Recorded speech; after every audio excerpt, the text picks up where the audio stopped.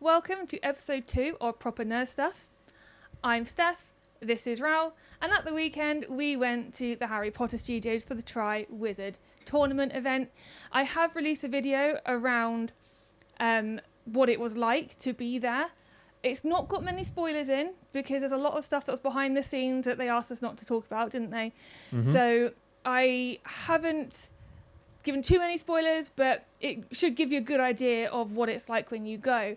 But what I wanted to do was to grab you so we can have a real proper conversation between someone who loves Harry Potter, as you guys know, and someone who is, for want of a better word, indifferent to Harry Potter.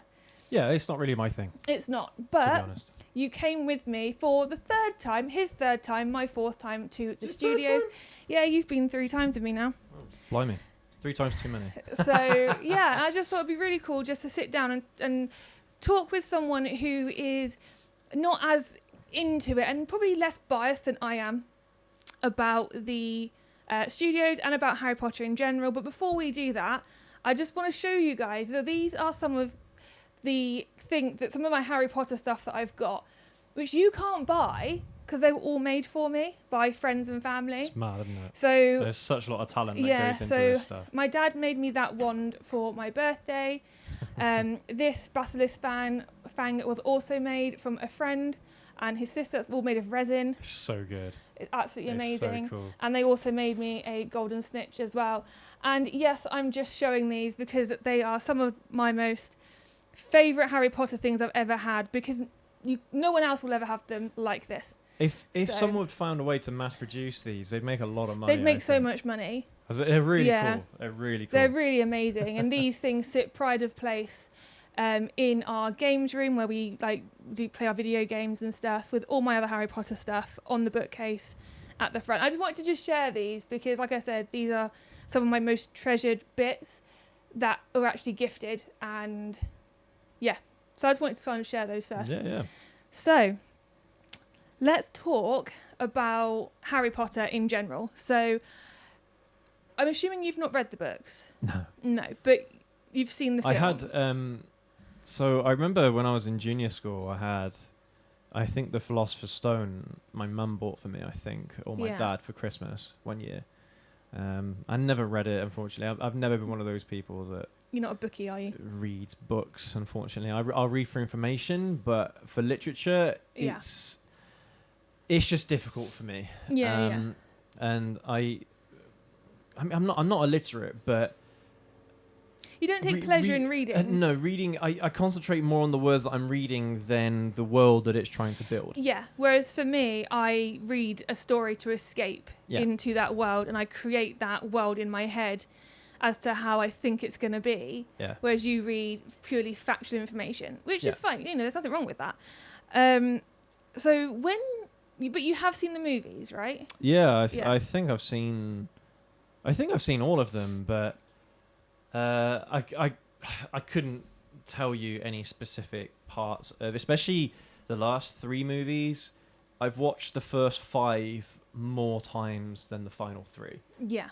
So yeah, I'm just not that into it. It's just not one of those things that. It's like I'm not really into wizards and magic and all that kind of stuff. So it's Yeah, not just like, it's just not your genre. I made a comment whilst we were there, because there's that scene where Harry Potter and Voldemort are when they first not when they first meet, but Voldemort becomes whole again with his wand, and he throws that attack at Harry, and then Harry defends himself with it. I'm like, surely it would be better if Voldemort just dropped his wand and just started punching the life out of Harry. That, you know what I mean? It's so. It's just from that perspective. I just don't really get it. It's not Yeah. my thing. No, But the thing is, you don't, and you never would anyway, but you don't resent me or think I'm childish No. for liking it. no, it's great that there's another thing that people can be really nerdy about. Yeah. Because it was always Lord of the Rings, or it was Star Wars, or Game of Thrones. Yeah. But now there's this innocent kind of thing that Yeah. kids and adults can be nerdy about, and It's just harmless. nice. Yeah, it's It just is nice. harmless. Like, when you go to like Comic-Con and stuff like that, there'll be people dressed up as Harry Potter Yeah. characters. It's great. Yeah. I love it. One of the things I really want to do, slight side piece, is I really want to go to Belfast because they have the Game of Thrones yeah. studio there, and I think that'd just be amazing just to go and experience kind of the same thing but on a different franchise. So, yeah. I lost my train of thought now. Sorry. So, no, it's me. So, you obviously came to the studios with me last week. So I've been 4 times. You've been 3. The first time we went was, I think, just a normal, everyday opening type thing. The second time we went was for the Philosopher's Stone, 20th or 25th anniversary of the movie. And this time was the 20th anniversary of the Tri-Wizard Tournament, or Goblet of Fire. Out of all of the films, Goblet of Fire is the one that you like the most, right? Yeah, I think I appreciate the whole tournament format of the movie. I don't know why. I just thought that was quite a neat idea. Yeah. It's a shame that Voldemort and that have such a big part to play in the ruining of said tournament. Because I would have loved to have seen it conclude just.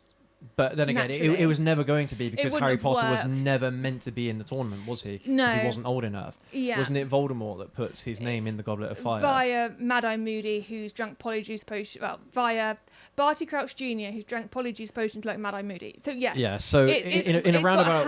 Voldemort's got a hand in it. In a roundabout way, it had to happen. The events of the movie had to happen the way they did. It's funny because... But yeah, I like the whole format of that movie. Yeah, one of our friends, when we were watching... so there, like I've said, there are some. I've left my main video fairly vague, yeah. But I have said there are some demonstrations, and I have described a couple of demonstrations which aren't that big. Like they're not that big spoilers because they're all over TikTok now. So I was like, well, I'll just mention it. They have the international schools coming in, don't they? And they do like little dances and stuff. Oh yeah, that was cool. And one of our friends said it was quite convenient that the Tri-Wizard Tournament happened at Hogwarts, wasn't it? And I was like, well, yeah, that's true. It's quite convenient for Voldemort. That's true. Yeah. Yeah, because how would he have been able to trap Harry at all if it was held at another school elsewhere? So was there a hand in Voldemort making the Tri-Wizard Tournament happen at Hogwarts? Ooh, there's a question conspiracy. for you. Yeah. One of my other favourite theories, actually, before we go back into the actual topic, was that, Crookshanks, which is Hermione's cat. Yes. Yeah. Yeah. So Crookshanks, in the book, you find out that she's very friendly with Sirius Black, and she didn't like Scabbers, which turned out to be Peter Pettigrew. Sorry, I don't. That's I don't fine. know. Sorry. You guys probably know. The theory is that Crookshanks was actually like Nagini and was once a person that can no longer turn back into a person. Let me know in the comments what you think of that theory, because I think that's amazing. Anyway, right. So back to it. Well, I just remember Professor McGonagall turning into a cat, yeah. or going from a cat that's sitting on the desk to jumping off the desk and then going back to her normal self. So again. that's an animagus. Yeah. But there's another one, and I always forget what it's called. But it's basically someone like Nagini, the snake, who you see in Fantastic Beasts, who was a person, but she's got like a blood curse, and eventually she won't be able to turn back into a human. She'll remain as a snake, and that is the theory that Crookshanks was a human, but that's why she can tell that Sirius Black was good and that Scabbers wasn't actually a rat. Scabbers was a person. So it's a really interesting theory. So, as someone who appreciates movies, you like your movies, don't you? I love movies. Yeah. Is a loving husband to his wife and takes me to places like this, but has no interest in the actual franchise that we were there for. What's your experience of the studios? For me, going there once is enough. Yeah. Because as much as they'll add new sections and new bits and pieces, the core of it is near enough the same. Yeah. I mean, they've made it bigger as well when you get into the foyer and all that kind of stuff. So you've not been there since it's been cool. finished, have No, you? no, I've not. So that's all quite neat. But the thing I love when I go and see it is the film techniques that are used, the props that are used, how much effort and design goes into making the props, the universe, the environment, all that kind of stuff. And because I mean, it's all real props from the movies, right? Yeah, it's all stuff from the movies. You can tell that it's all handcrafted. It's a lot of work. Yeah. And it's really funny the way how they're able to get that depth where, because the studios themselves, the rooms aren't very big. No. But when you're watching the movies, they're made to feel huge. They're the made depth to of look field really is big. incredible. So not just the props and the designs and the studios, but also the camera techniques that are used are absolutely amazing. And it's like, I to be honest, if they had a studio like that for Die Hard, for example, or if they had a studio like that for, I mean, they got one for Lord of the Rings in New Zealand. What do they? Because it's just Hobbiton, isn't it? So Hobbiton is there permanently now, but they do have like some of the some of the chairs that they put the hobbits in to make the hobbits look really small. That's around. See, if they had a studio tour of Lord of the Rings, that would be amazing as well. It would be in its own right. I think that would be a huge hit. My understanding is the Lord of the Rings. A lot of the sets were dismantled, but then they're remade for the Hobbit and made more permanently. Yeah. So I don't know if there is anything left from there. Yeah, thing is, I'd appreciate those kinds of things from any movie franchise. Yeah. But yeah, it for me, it doesn't really matter what movie it is. You can still appreciate the work and craftsmanship the artistry that's gone into creating the movies. So a question I answered not very well on my other video was what I didn't like about it. And for me, there's nothing I don't like about it because it's a franchise I love. It's bringing to life. I was a media and film studies student, so for me, it brought all of that forefront as well. And I could see, like you say, behind the scenes. And I'm able to share it with friends.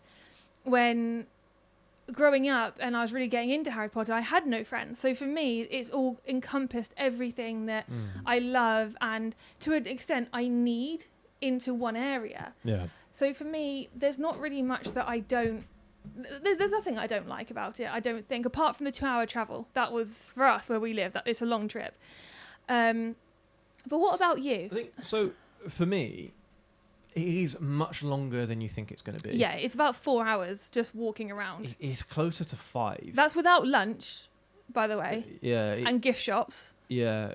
Because, so, I mean, we basically started the tour about 10:30, wasn't it? It might have been a little bit over 10:30. We weren't leaving until it had gone 5 o'clock. Yeah. It was like 5:30 by the time we left. So it's much bigger than you think it's going to be, and there's a lot more to look at than you think. In some respects, you could probably just blast your way through it in an hour and a half, but you're not really appreciating it at that point if you're doing that. You miss a lot, I think. There's just a lot there. It's a lot of walking. It's a lot of standing about, and there's not really many places you can have breaks. They say on the website that there's lots of places to sit down and stuff, because obviously for you, being pregnant, it's quite important that we can find somewhere to have breaks and stuff regularly. There wasn't really much of that. So, you know, but there's no denying it's an amazing thing to go and visit, and I would recommend it, especially if you're a Harry Potter nerd.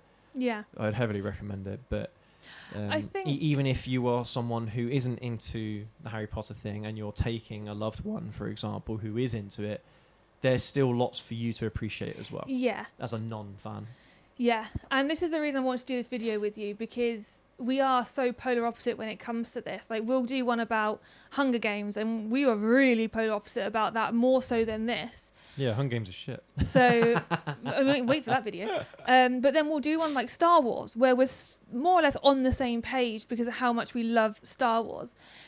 But this is the thing. If you are with someone who is maybe not into Harry Potter, but you want to go with them, they will have a nice time, because it's so interesting just finding out about some of the behind the scenes stuff, how they maybe did certain scenes. I don't want to say anything because that was some of the stuff in the back lot which we don't really want to share, because I don't want to ruin it for anyone. But there's certain big things that happen, especially in the Goblet of Fire, and they talk you through that. and it's such an immersive experience for me. I find it amazing. Now, just to address something you did say, which was, I've said you've been 3 times. You said that's 3 times too many, which I get, okay? The reason it's been 3 times too many, well, the reason you came with me the third, and the first 2 times were for my birthdays, we didn't actually really get a choice. It was what I wanted to do. The third time, I asked you to come with me because I didn't want to drive by myself. So it was kind of like, you came because I needed you to come with me, not because you wanted to come. But you don't, you the great thing about you is you don't walk around moaning about it.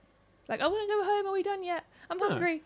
You know what I mean? You don't do that sort of thing. I did say I was hungry a few times. Yeah, but all of us said we were hungry a few times because it's so big. There's so much to do in the first half that it just, there's so much walking about. It's just, for me, there's, like, the last bit of the tour hasn't changed. No. Well, Not one bit. You didn't see Gringotts before, did you? No. Well, was that towards the end? Yeah. Okay. So, all right. Okay. So Tarif, that bit has changed, but there are lots and lots of bits and pieces in there that haven't. yes. And so it's a bit repetitive.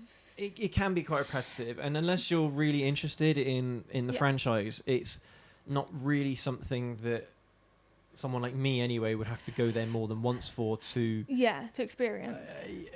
Because a lot of it you've seen before. It's almost like the additions that they make just simply aren't big enough. Yeah. They're not different enough. If you've not been before, basically it's almost split into 2. So you have the first area, and there's so much crammed into that area. And if there are going to be any changes, that is where you're going to see them. So, they brought out props that were in the Goblet of Fire, which I'd never seen before. And they'd taken away other props, which I noticed, didn't I, after I left? I was like, oh, that thing wasn't there. And, they move things around in that area more than the other side. Now, the other side, so you go through the first bit, go past the Hogwarts Express, which is amazing. It's really cool. You have this area for lunch. There's a backlot area as well, which is quite cool as well. And then you go almost into more of the film art side of it. So that's more the props. It's more the concept art, isn't it? It's the scale models of stuff. That stuff never really changes. Even Diagon Alley, Gringotts, that's not changed, and I've seen that twice now. And they don't tend to change that side of it. It's just very much the first side that gets changed. But even then, I mean, the entrance really hasn't changed that much. You go through the maze, and then you go through the door. Well, the maze is new for this time. Yeah, but it's not really a maze, though, is it? It's not. No. If they did build out a maze there, that would have been even cooler. Yeah. It is what it is. But it's, for me, the changes aren't that significant to warrant going more than basically. once. Yeah. I mean, that's just me, though. Yeah. That's not. Well, this is the thing. This is why I wanted to talk to you, because you're someone who is, I don't want to say disinterested. That didn't seem the right word, but you're not a fan to the extent that I am. Like when I say 3 times too many, I mean, like, because as far as I remember, there's only really one thing that they've added in there that is about the filming of the Goblet of Fire. Oh, that secret thing we did. Is it a secret thing? Yeah, in that room we yes. talked about. Yeah, okay, yeah. That's really the only thing that's changed. Yes, and that is cool. Is. That's a nice addition. That's probably the bit that I enjoyed the most. That was insane. But everything else really that I appreciated the first time round, I'm like, I've seen this already. Yeah. Like the depth of field effects, like the way how the studio design were able to make something look far away, but it's actually not. It's actually quite close, but it's just smaller.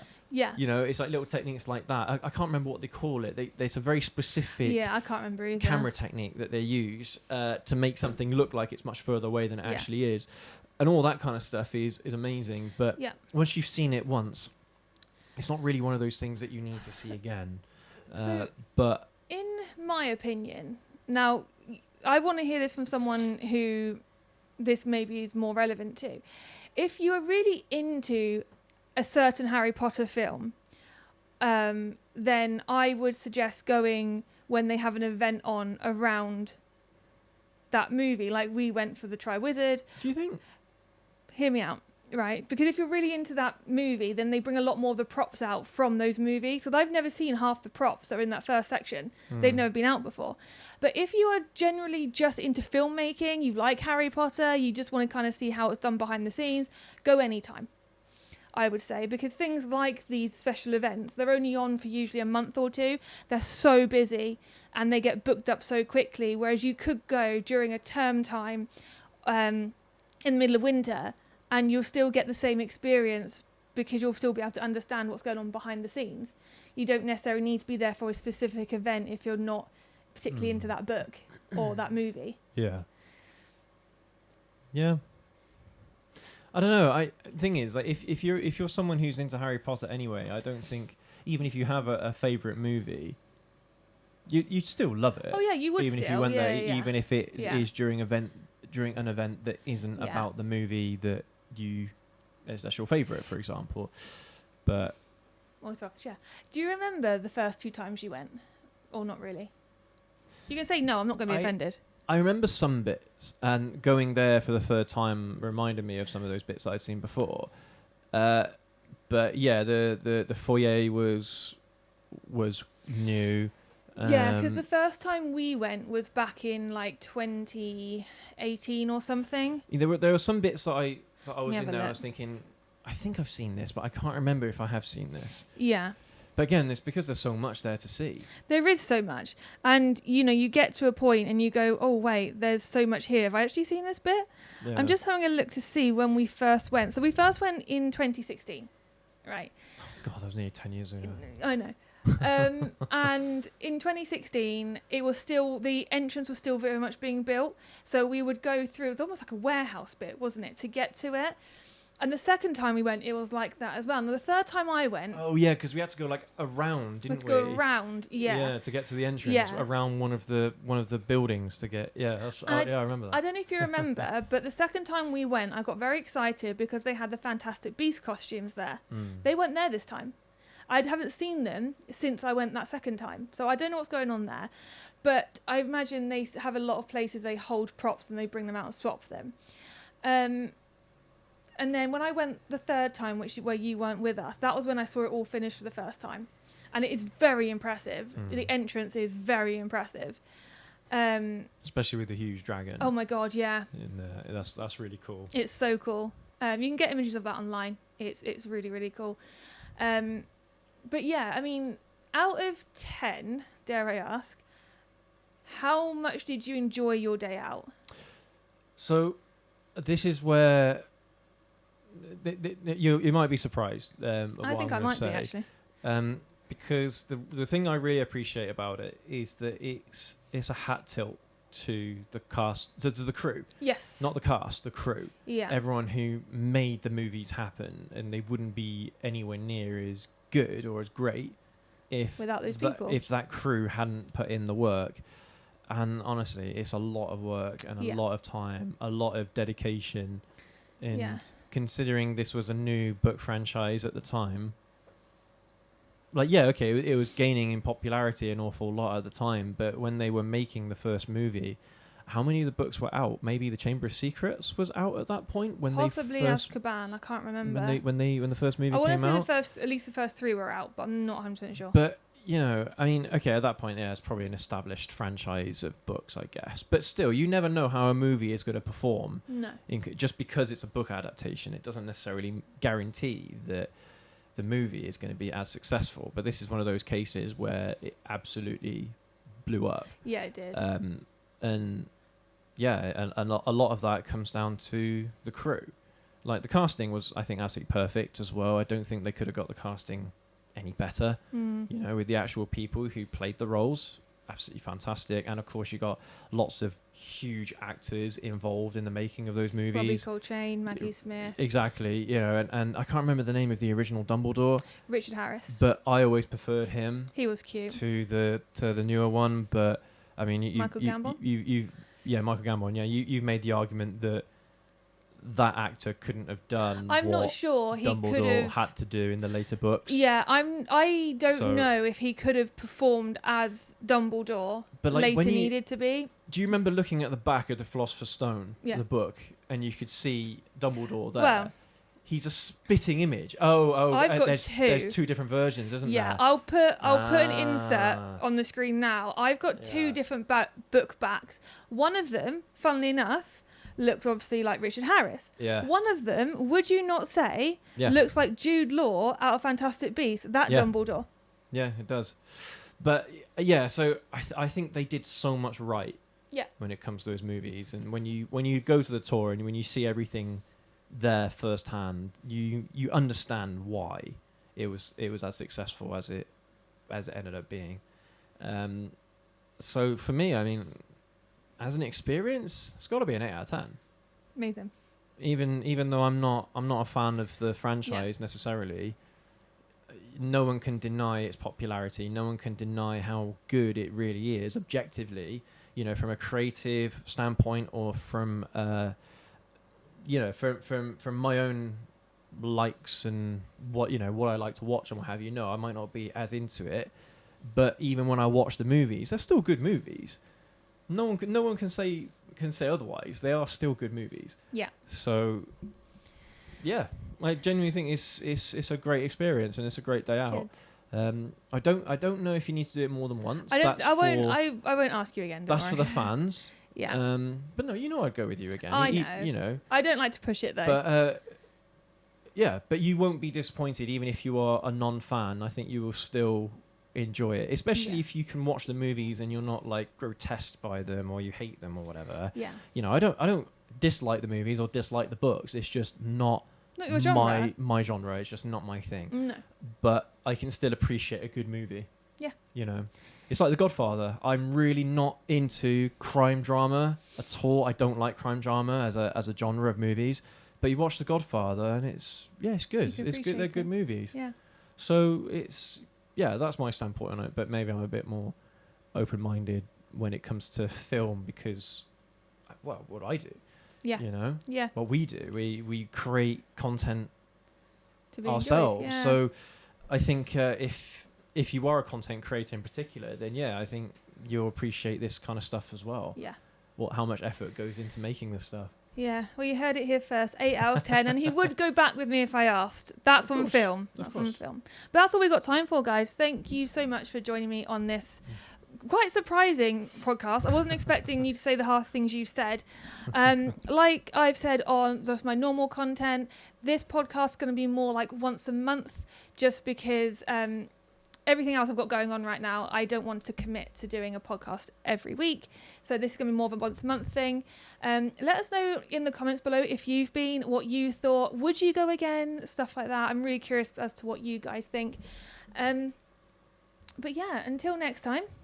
Yeah. You guys say something? Well, no, I can't wait to do our Walking Dead one because I absolutely love The Walking Dead. That's gonna be a good anything one. to do with Star Wars, Lord of the Yeah. Rings. Let I'm us, all in. Yeah, let us know what franchise you want to hear us talk about. There'll be certain ones that he's probably not seen, or like Twilight. I wouldn't be able to talk to you about that very well. But even then, I've seen those movies. yeah, so we can have a chat. It'd be more movie based, but there's going to be other things that we do, which are going to be more movies in general, not specifically franchises. So let us know what you guys want to see. Don't forget to subscribe, because don't want you guys to miss out. Head over to Goblin Rides. I'm on there every week as well, talking about motorbikes. If you want to see some really cool bikes being ridden, definitely head over there. It's really cool stuff. And until next time, you take care. See you later.